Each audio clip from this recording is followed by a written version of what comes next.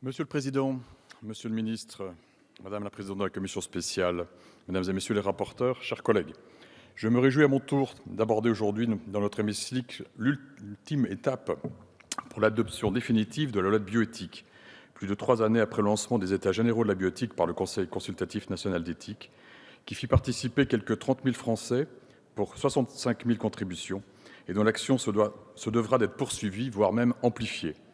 Mais globalement, ce sera donc bien quelques 10 ans qui nous ont été nécessaires pour cette révision.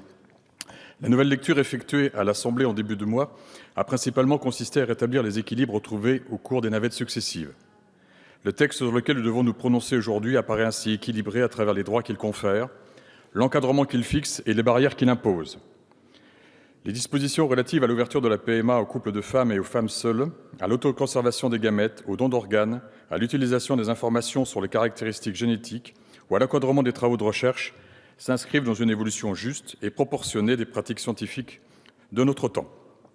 Ce texte comporte des avancées sociétales, certes, mais aussi certaines plus scientifiques. Or, beaucoup ont eu tendance à l'oublier au cours des débats en se focalisant sur les aspects sociétaux du projet de loi. C'est d'ailleurs sur les questions relatives à l'articulation entre nos principes éthiques et les progrès scientifiques que j'ai été particulièrement investi en tant que rapporteur de thèmes s'y rattachant. Revenons sur cette décennie nécessaire à cette révision, une durée si éloignée de la vitesse incroyable des progrès scientifiques et médicaux, vitesse qui croît de façon exponentielle année après année. Est-il raisonnable de poursuivre l'adossement de la réflexion de l'éthique des sciences sur la temporalité d'une éthique plus sociétale ? Permettez-moi d'en douter.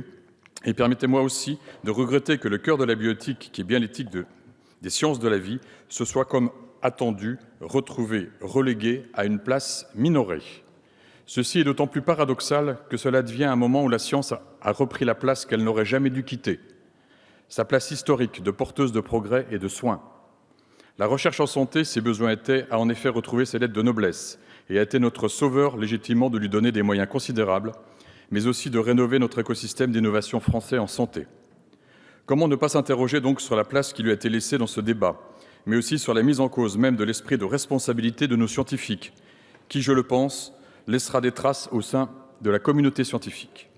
Permettez-moi de terminer en soulignant 2 points majeurs ayant trait au diagnostic et sur le regret d'avancées insuffisantes sur un thème si important qui laisse notre pays loin derrière d'autres pays comparables.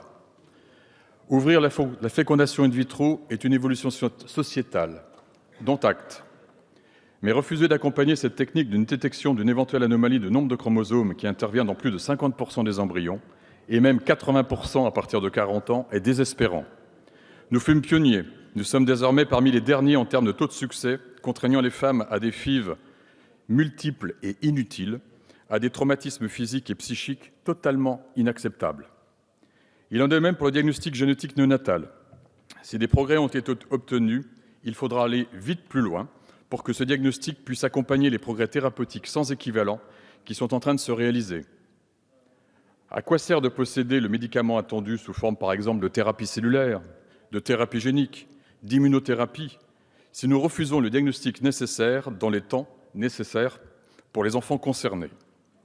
Beaucoup ont voulu savamment tout confondre. Combien de fois avons-nous entendu, encore tout à l'heure, le terme eugénisme, alors que jamais, non, jamais, il n'a été question de tendre vers l'enfant parfait, de tendre vers un enfant sélectionné, mais juste de poursuivre un enfant tout simplement vivant et en bonne santé.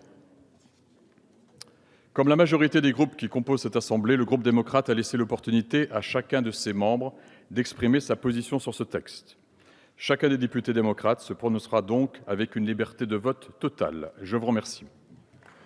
Merci.